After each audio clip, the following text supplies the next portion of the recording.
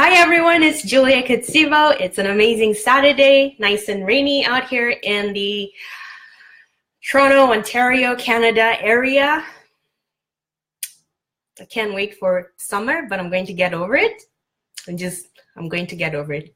One of these days, I'm really going to be deeply grateful for the cold and the brisk wind and the many dark months that makes up my climate a lot of the time. And one of these days, I'll stop talking about the weather so much. But I don't know, we'll see. Anyway, I hope you're great, and thank you for joining me. I want to catch you real quick. Now, the person that I'm speaking with today, and the person that this is intended for, that I'm taking time out of my life to do this live broadcast for, is the person who just knows deep down that 2018 cannot be the same as 2017, 16, 15, 14, 13, 12, 10, 9, 8, 7, 6, 5, 4, 3, 2, 2001, 2099. You get it. Like that person that I'm speaking with, you are saying, I've seen enough, I've read enough, and I know enough to know that I can succeed in a life of my dreams. I just need the right information and the right application, and I'm well on my way. And you're just about ready. Now, what I'm going to talk to you about is three things. So there are three things you must lose. If this is what you want for 2018, well, this is how the story goes. You know, accounting is all about balance sheets. It's all about balancing. It's all about input, output. Things have to make sense. So when I worked for Canada Revenue Agency before I started out my business, we had a lot of, that's what it came down to, is the numbers, right? So everything just boiled down to numbers. That's how I see life. Now, I'm also an artist, so I also see life in some abstract, wonderful, imaginary ways. But the left side of me sees life as a balance sheet. Things go in, things go out, and they must balance at the end. Or if not, there's going to be a correction down the line. I'll give you an example with nature. There's only so much destruction you can do to your natural habitat. You will see the results. And, the results will come out later on, and there'll be some auto correction. Now, this is really what's going to happen. So if this is you and you're looking at this year and you're thinking, this is the last year, this is the last year that I am going to end up in the situation that I'm in. I will never, ever, ever find myself in this situation again because I am tired of it.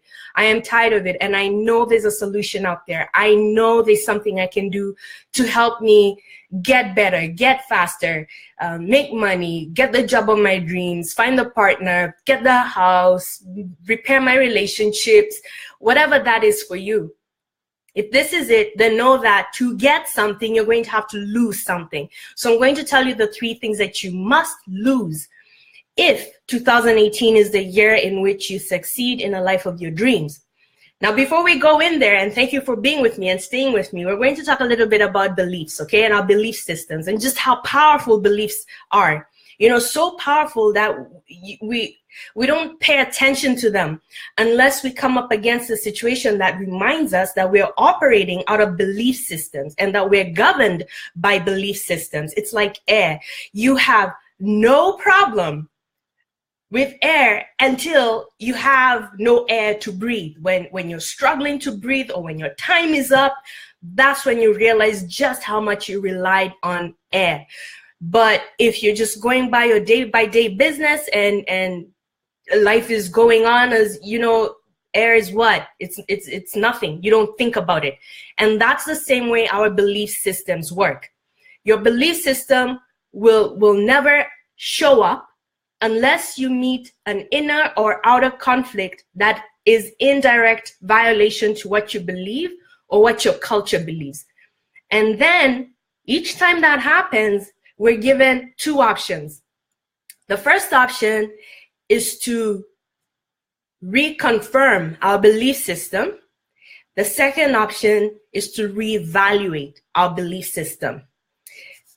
So the example that I'm going to give you here, and this has to do with succeeding in just making this a really different year. And I'm speaking to you because this year you're done. Like you're not having last year's mess, the last 10 years problems again. So if you've had this idea that you can't be successful chasing your dreams, that you have to sacrifice your dreams, if you've had that idea and it's what you've built your life around, you'll know the results, because you went into a job not because it was something that you enjoyed or you were driven to do or you feel purposeful in, but simply because it fulfills obligations and responsibilities. You got into a situation, a social situation like a marriage, in which love was not primarily the objective, in which you did not want to be with someone else, but that you were fulfilling, again, an obligation. So when you have such a life, then that is your belief system, and that's how it's playing out. And this is that internal belief that says that I can't live a life of my dreams because I'm sacrificing what's more important to me. And for a lot of people, that's family, that's security, stability, that is staying within the communal culture. Why do we do that? Well, it's for survival purposes. You know, one good group of animals to look at is dogs, wolf packs. For survival purposes, they always would hang around each other. They would stay close to each other for survival purposes. That's how we used to be until we evolved to the place where we have technology and we've been able to really take care of a lot of the things that used to keep us together, things that were dangerous. So if it was not elements or other animals or other tribes or other nations, we've taken care of all those elements so that now we're able to live in singular units.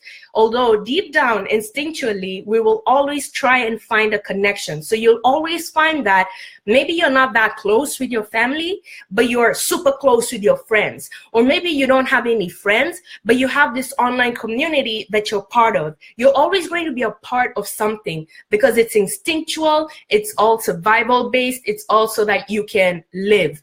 So that instinct is really strong. It's super powerful, and you cannot compete against it. We're talking about something that is how many millennia old? So we're talking about a very powerful instinct.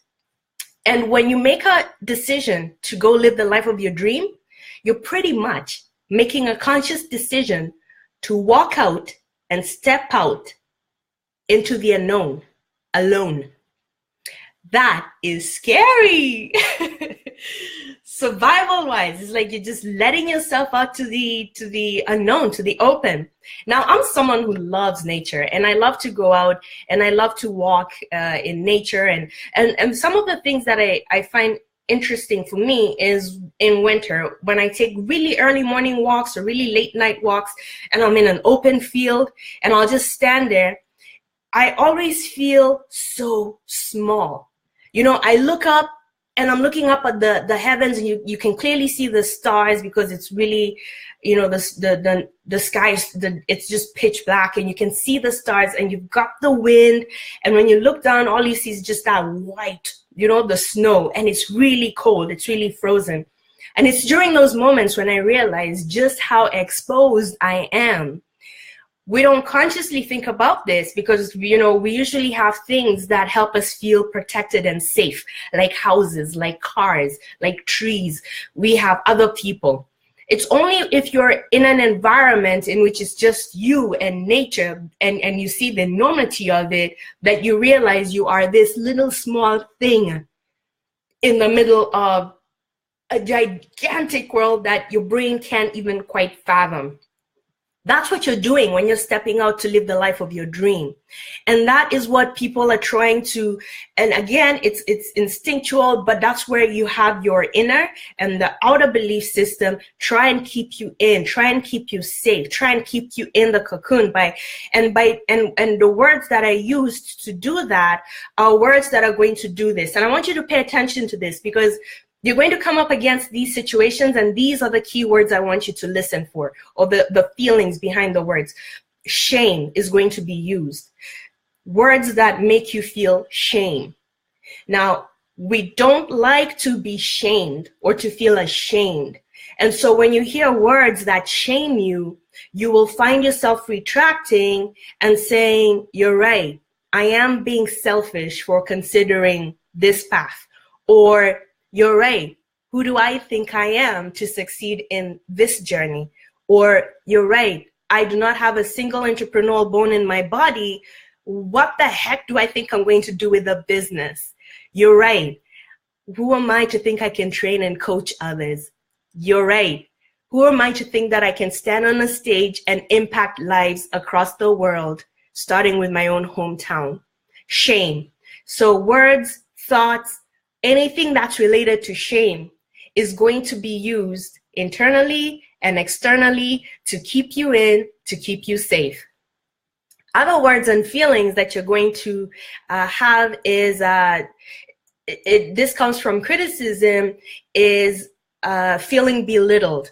So words that will make you feel small, thoughts that will make you feel small will always work effectively in keeping you wrapped up in a belief system, because what you end up thinking is you're not worth the pursuit of the life of your dreams, and you're not worth the results of the life of your dreams, and you're not worth your thoughts. Now remember, our dreams are called dreams because they are larger than life. Our dreams are ridiculous, and our dreams are very personal. They're sort of like wedding dresses, and what is this other thing that I think is so personal? Okay, I say wedding dresses because people's wedding dresses always surprise me, you know? And haven't you ever had that feeling where you see someone's choice of a wedding dress and you're like, oh, I didn't expect that. I thought you would choose something else. You may not tell them that directly, but that just features in your mind. You look at the person and you look at the person's personality and the way the person is, and then you look at the wedding dress choice and it's like, wow, how did that happen? Wedding dresses are very personal choices. Well, they should be. And that's how our dreams are. You know, someone can tell me his dream, and this happens a lot, right? I mean, I'm in the business of listening to what people want, what they really, really want. And the things that they're not, that sometimes they're even afraid to admit out loud to themselves, let alone anyone else. Isn't that sad when you can't even admit your own dreams and feelings to yourself? So listening to them, and so like one gentleman said, you know, I have really, really big dreams, and I'm really big, and took a little coaxing to get them out of him. And he explained these big dreams to him, and I'm nodding and I'm listening, and then he looks at me and he's like, well, and I could see he's waiting. I'm like, okay. And he's like, well, bring it, you know, I can't do this. I'm not good enough. I don't have the education. He brought up all the objections in his life. And I said, I've got nothing. I think that's awesome. And I did. I thought his dream was awesome. I also know that it's not my dream. It's not something I would want for myself, but I could see that he greatly was attached to it. And by finding someone like me, and by looking for people like me who allow him the space to express his dreams, express his desires, and then meet people who can help him make them come to pass, he was able to see that really all that was stopping him in that very small world were his inner thoughts and the outer belief system. So together with his inner belief system and the outer belief system, he had created a very small world for himself. Another lady said, you know, oh, I don't want much. I'm not asking for much. I just want a villa and, you know, just a house by the ocean. And she mentioned all these other things. She's like, not much. And then she's like, yeah, you know, just a couple $1 million. And again, it's all subjective, you know, it's all subjective. There's some people who will say, if I can pay off all my credit card bills, that's it, I'm good, you know, that's the dream. Someone else will say, I want to feed 1,000 kids in my hometown, not Africa, in my hometown. I was born and bred in Africa, and to be honest with you, I hate it when people will go out of their hometowns and out of their countries to go help people they've never met, never known, when they have people who are starving in their own nation and in their own hometown and in their own neighborhood.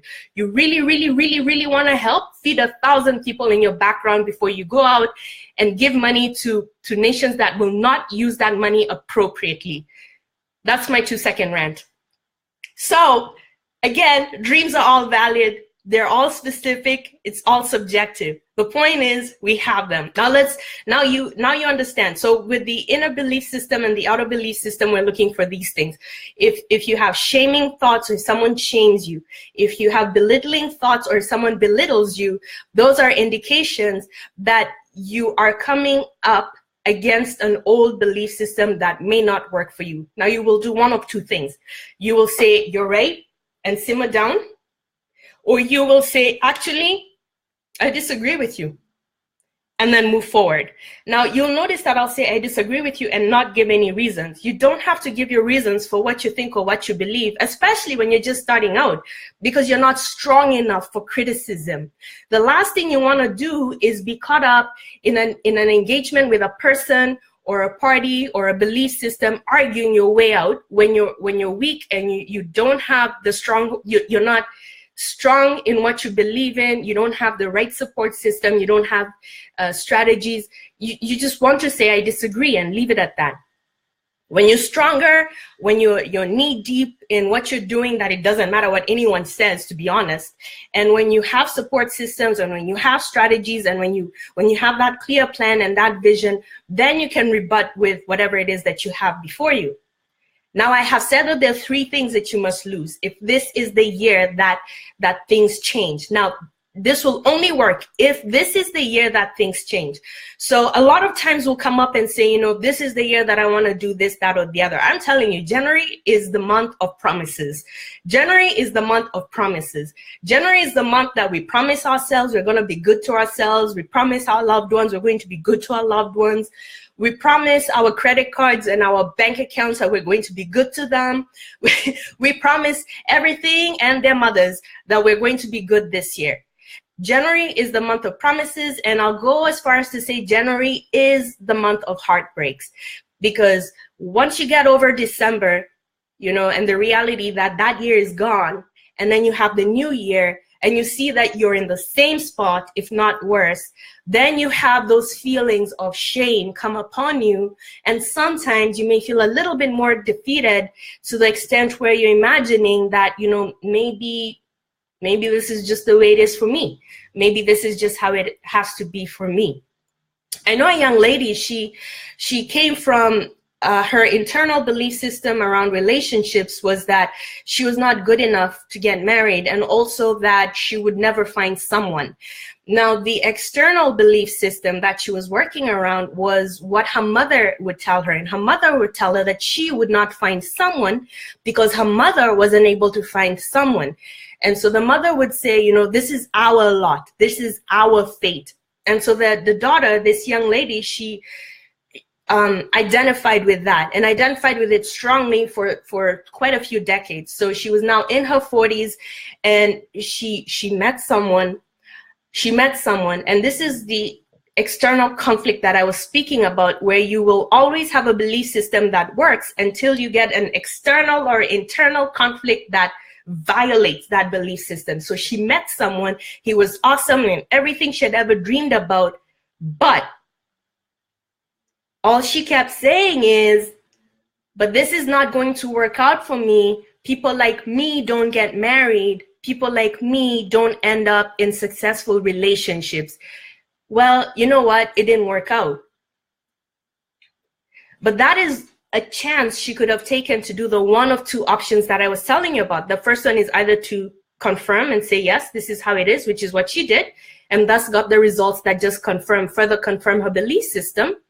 Or the second would have been an opportunity to say, I actually don't believe that anymore. I see here I have an opportunity, and what I'm going to now do is the work that I need to do so that I can make this a successful relationship. And I can only make that a successful relationship if I focus 90% on my mind and 10% on my actions. Your actions are always going to be a result of what you think. If you look at your actions and you judge them, which is what a lot of people will do with their relationships, with businesses, with habits, you'll always look at your actions and say things like, oh, I should have gone out jogging 3 times. I didn't. I'm so lazy. What's wrong with me? And judge the actions, but not look at what the thoughts were. because we're always motivated by what we're thinking about a certain situation any given time. How we feel about the end results, how we feel about ourselves, how we feel about the activity, all of that. There are obviously ways that you can override this, and you're going to have to. If you're looking for sustained, increasing success, you're going to have to override your feelings, because your feelings will leave you broke, and your feelings will leave you in repetitive cycles that you do not need to be in. If you don't feel like getting up and working, if you don't feel like doing something, then you won't. And then you'll wonder why things are slow. And you'll come up with wonderful excuses that will keep you in that belief system. So there's a point that you arrive at when you're strong enough to acknowledge how you feel, but you're still going to keep it moving. Because at the end of the day, what's more important, how you feel or what you're going to get? Now, let's talk about the 3 things that you must lose. There's no ifs and or buts about this. Some of the things that I like when I do my live talks is like, people will come up to me and they'll say, oh my gosh, you are like so straightforward. Like you don't mash up your words, you're not polite about them or anything like that. And I'm like, yeah, but what did you think? Like when you see any of my posts, are they covered in fluff? Like I just tell you how it is and how I see it. Am I always going to be right? No, of course not. I'm a human being, and I'm always going to be evolving. So many times I'll come back decades later and say, wow, I had learned up until that point, and that was my belief system at that time, but I got a chance to revise it. I am constantly changing my mind, and I'm always working on myself so that I can change my mind with new information that comes in. Yes, even my phone dropping agrees with me. Okay, so these are the 3 things that you must lose. Now go do your homework. Go talk to mentors, go talk to people who have achieved any amount of success and what you're looking for. And see if and also think about times in your own life when you had to move from an A to a B. Between A and B, usually what people want to know is, what do I need to do so that I can get to B, right? You're in A and you want to go to B. What do I need to do? Well, I'm going to tell you, these are 3 things you have to lose. And why are you losing them? Because of what you're gaining. You're going to be gaining more of what you want so that you can now make it a sustainable lifestyle for you. There's no point in getting something good and then losing it. You want to get something good and sustain it and maybe even grow it. And you want to just make this a way of life. Living your dream is extremely possible. The question is, what are you willing to do to get it? A price. And a lot of people will get worried about that. They'll be like, oh, I'm not going to sacrifice. And they start thinking the wildest things, right? But that's because you haven't done your research and you're listening too much to mass media, and you're listening to people who are not informed and who are also broken, who are also staying down and not doing anything with their lives. Go out and talk to people who are where you want to be and ask them, how did you get here? How did you get here? What did you lose? What did you gain? And those sort of things. Here, we're going to talk about 3 things. So let's get ready now. And again, thank you for joining me. It's a Saturday. If you're in Canada, in the US, it's about 5 p.m. Eastern Standard Time. Across the globe, sometime in the morning. So I do appreciate this. Thanks. So the first thing that you're going to lose,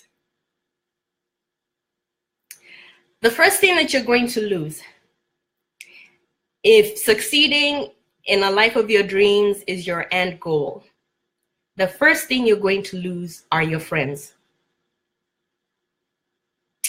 I'll let you have a moment with that one. Friends are life, eh? Friends are the things that hold us down, the things that we look forward to, the things that give us meaning in our world.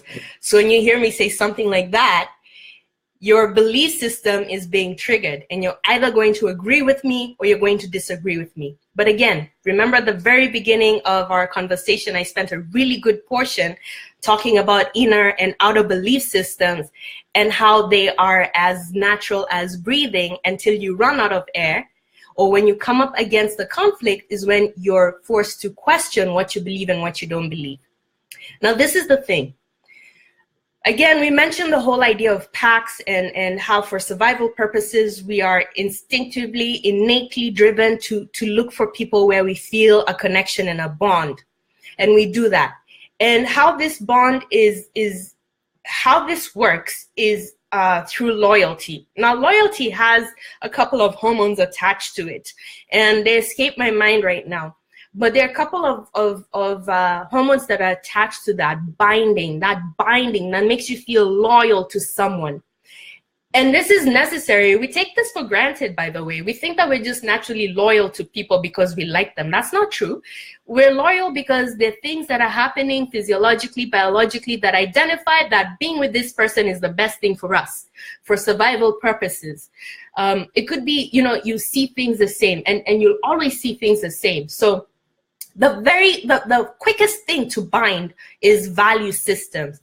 So you'll find that between you and your friends, and between you and some of your family members, you share the same value systems. That is, the things that are most important to you are most important to them. You share the same value systems. You'll find that relationships don't work when your value systems are different, because these are mediums of exchange. Now, you know how you can go into a place and they say it's $2 to buy bread, and you say, okay, here's the $2 and you take my bread? When we're interacting with each other, we're interacting off of our value system. So I have a value system, you have a value system.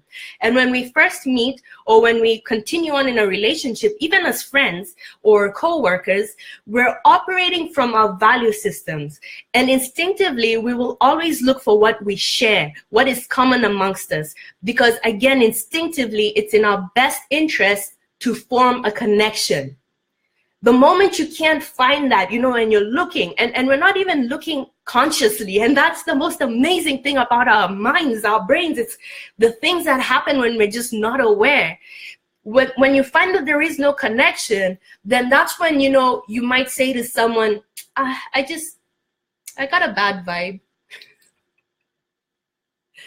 Or we just don't seem to gel. I don't know what it is, but everything she says irritates me. Or he doesn't listen. He doesn't listen. I can explain it like I'm speaking to a 2-year-old, and he doesn't listen. All that is value systems.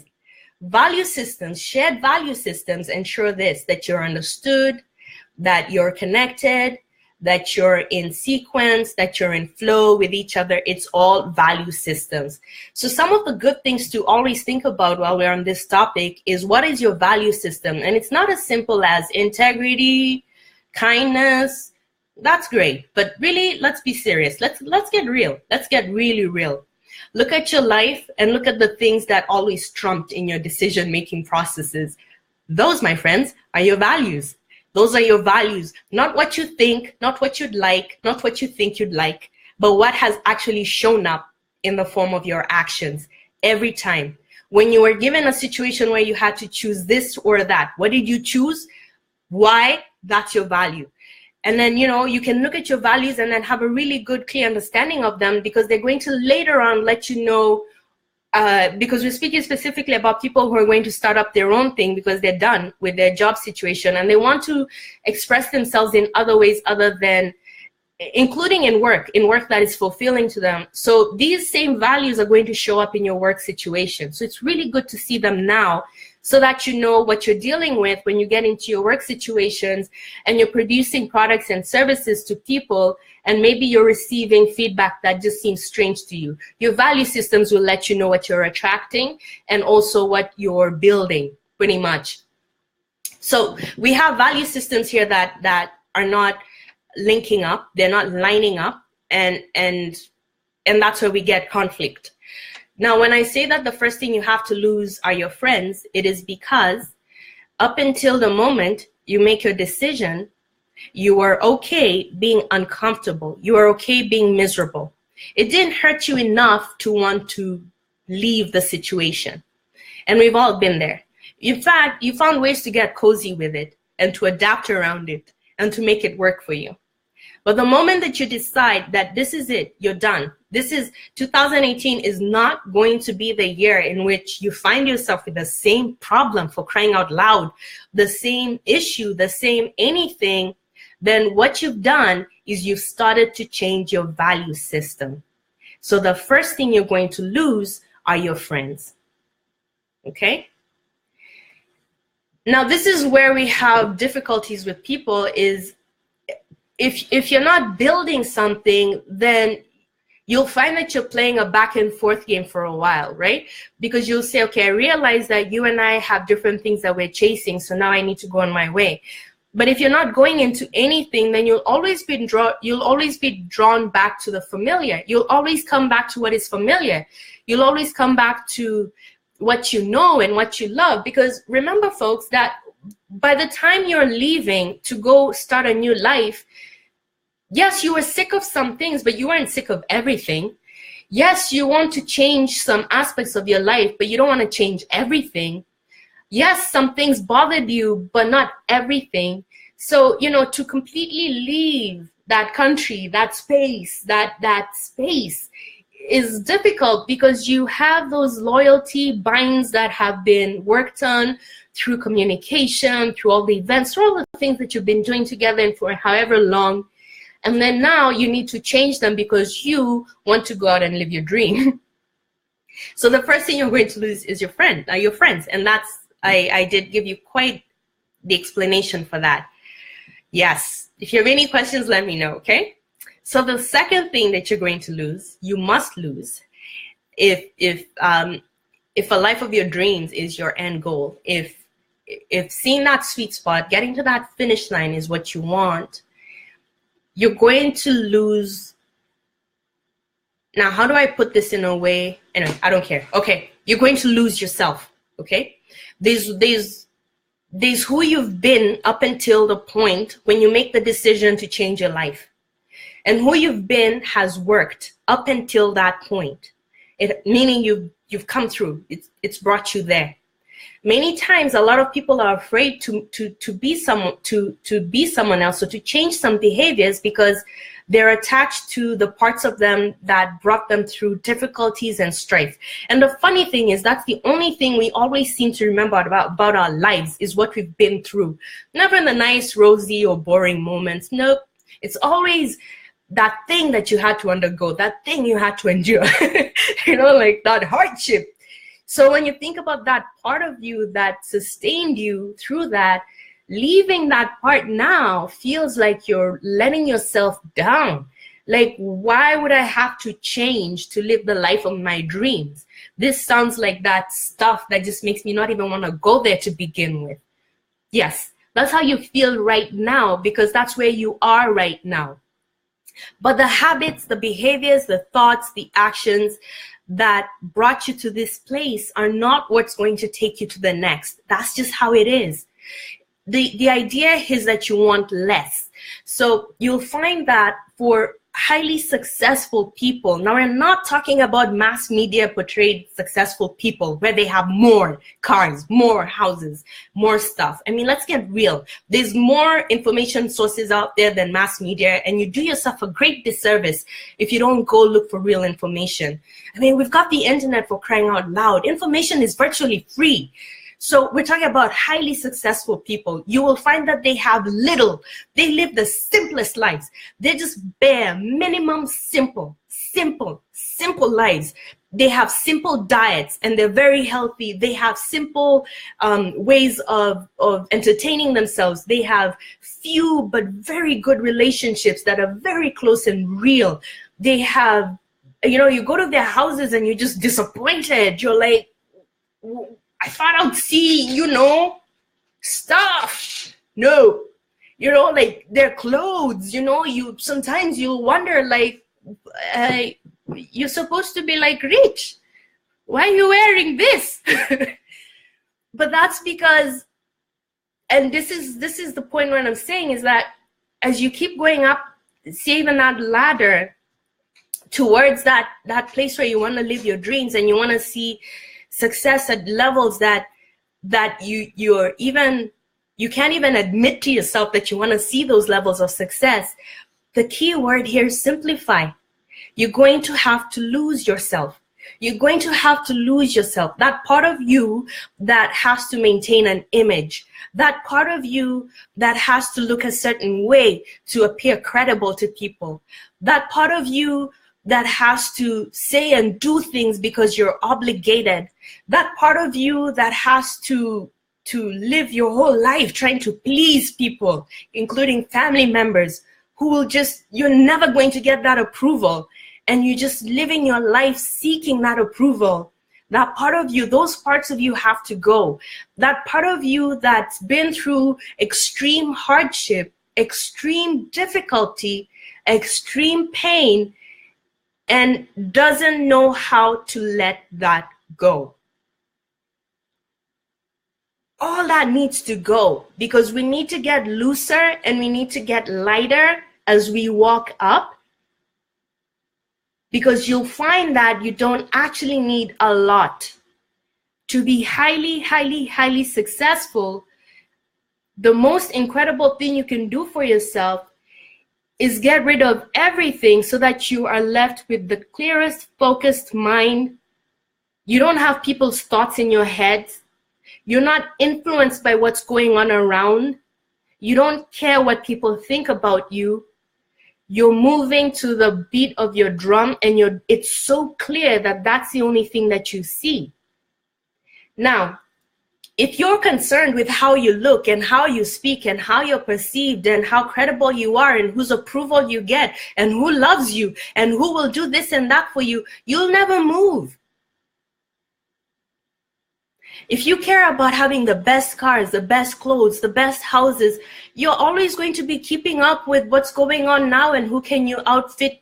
You'll be stagnant. So we're talking about a level of excellence that if this is what you want, if this is truly the year where things have to be different for you, if you're done listening to the excuses and your belief systems that are so old now and you really want to let them go, then yes, number one, you're going to lose your friends. We talked about value systems and how that works.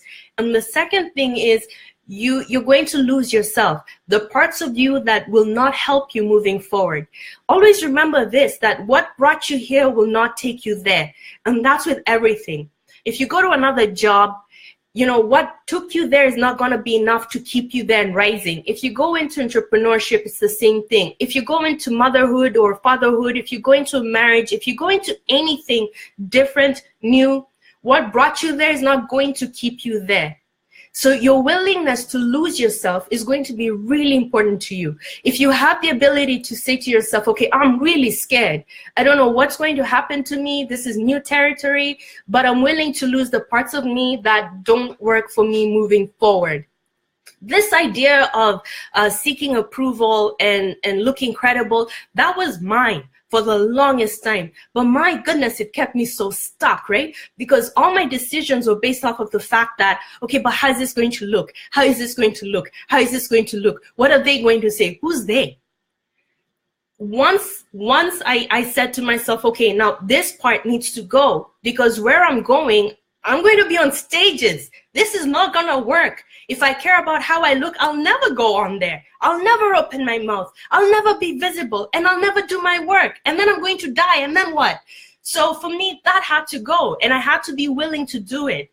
So you must be willing to lose yourself, the parts of you that will not work for you moving forward. Make that decision today and be ready. It's not gonna happen overnight, but you're going to see those opportunities come up when you start to move in the direction of your dreams, and someone says something like, maybe even laughingly or jokingly, and say, and who do you think you are, Oprah? Just pause. Let whatever you're feeling rise up, and then let it go. You don't have to respond to anything. Remember, I said this at the very beginning of the broadcast. You don't have to respond to anything. You can simply say, I disagree, or you can simply say, we'll see. You don't have to give explanations, especially because you're not strong enough. Wait until you have your foundations. Wait until you're knee deep. Wait until you have your experience. Wait until you're in a position where you can then talk back. But you don't want to explain yourself, because you're going to get caught up in a game where you're just explaining yourself and feeling bad and not making any movements. Keep your eye on the prize. You want to keep walking, not explaining.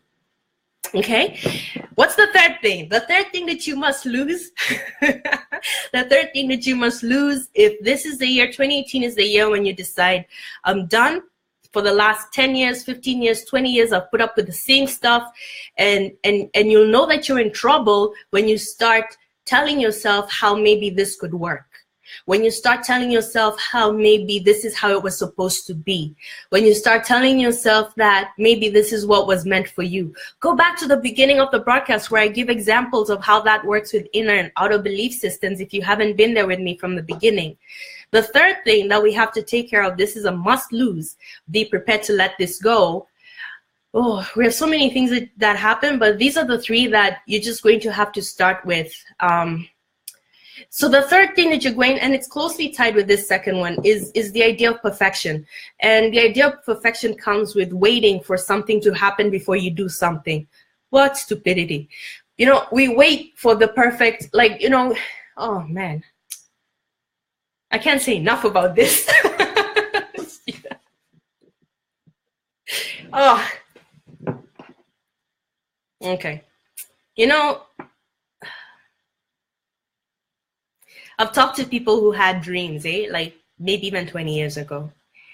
And I'll talk to them again today, and they're still talking about those dreams.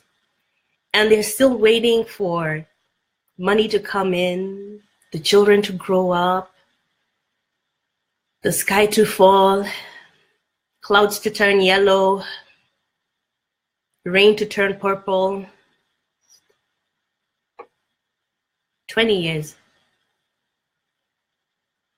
If they had started just one small thing every day, that would not have been their story today. So the idea that things have to be perfect, that the timing has to be right, that things have to be in place is one of the biggest lies that our belief system has caught us up in and kept us locked down in. You know, just look at the basic facet of what you're saying. You know, like if you say, no, I have to make sure that I have we have to be stable and I have the proper job so that I can do this. Are you assuming that you're going to be alive tomorrow? Are you assuming that you're going to be alive long enough to build up enough wealth to get you there? Are you assuming that if something happened to you, the world of the people you love would fall apart because you're their God? When you just look up the assumptions that we build around our lives, it's incredible. We walk around assuming that we're going to be here any second. And yet we see this. People die every day, all the time. And we're always shocked and we're grieved. And for 2 seconds, we're reminded about our mortality. And you know what we always say? I have to make sure that I make more calls to my family and friends. I have to make sure that I stay in touch with them. And then, squirrel, off to the next thing. But when it comes to our dreams, the ones that belong to you, the ones that belong to me, the ones that are just for us, can you imagine how incredible your dream is? No one shares it with you. You can have a twin, and your twin will not share your dreams. You can have the closest of spouses, and your spouse will not share your dream. You can have the closest of friends, and your friends will not share your dreams. Your dreams are yours. What you see, what you imagine, what you want, it's yours. And the reason for not doing it is because, oh, the timing isn't right. Oh, I don't have any money. Oh, I don't know where I'd start. Oh, I have to go back to school. Oh my gosh. Yeah. The third thing that has to go is perfection. And when I say perfection, a lot of people will say, oh, no, I'm not looking for perfection. And it's because they have their own ideas of what perfection is. Well, yeah, technically you are. You're waiting for the perfect time. You're waiting for the perfect money. You're waiting for the perfect school. You're waiting for the perfect person. You're waiting for the perfect this, that, and the other, when life is nothing close to perfect. Life is nothing close to perfect. If we could all look into our hearts, every single person, we would all have the same stunned look, because we're going through life and half of us are thinking, one half of our minds are thinking, what's going on? And the other half is thinking, oh, okay, let's see what tomorrow brings. Because again, life is just life. And if we understand that, if we know that tomorrow is not given, the next minute is not given, the next second is not given. I may have plans to do another broadcast tomorrow, but who knows if I'll wake up. If we could just understand that things are not given to us, then we will stop waiting for perfect. You know, I have people who would say that they're waiting to go to school, and when I ask them, have you gone online and looked to see if there are any grants? No, they haven't, because where would I start? When I have people who say that they want to start their own businesses, and I ask them if they've tested their ideas, they say no, because I'm still thinking about it. When I ask people who say that they want to start their own businesses, when they're going to start, they're like, oh, I have to wait until my kid graduates. Oh my, that's 20 years. When I ask people who want to leave bad relationships why they haven't left it, they say, who's going to love me? Oh man, that's got to go. If this is the year that's different for you, if this is the year that you are not seeing the same things, you are not facing the same problems, you want new problems. This is the year you want new problems. This is the year you want something else to occupy your mind. Then those are the 3 things that just have to go. And please make that commitment with me. Say, yes, I'm in. Say that the first thing that's going to go are your friends. The second thing that's going to go, your friends. Gotta go back to the beginning of the broadcast if you missed that whole spiel about it before you go judging me. And even if you do, whatever, man. The second thing that has to go is yourself. The self that you are that has brought you up to here. You have to trust that you're going to be okay, that you're going to be just fine. But you're going to need new tools, and they're not going to be the same as what brought you here. And the third thing that has to go is all those wonderful stories you've been telling yourself and making into your belief system, which, by the way, you're passing on to your children and to anybody who's closely related to you. That's the gift you're giving them. Closed minds, closed worlds. That's what you're giving people. That's your gift to people. Closed hearts, closed minds, closed worlds. That's got to go. You've got to let go of that. You've got to let go of the idea of perfectionism. And you've got to say, from today, you've got to say, I don't know what's going to happen. I don't know how I'm going to do this. But I know that this is the last time I tolerate that bad relationship, that bad behavior, that bad working environment, that bad friendship, whatever it is. You've got to say, this is the last time I tolerate this. Okay, thank you for being with me. I appreciate you and would love to hear from you. Thanks for watching and have yourselves a great rest of the weekend.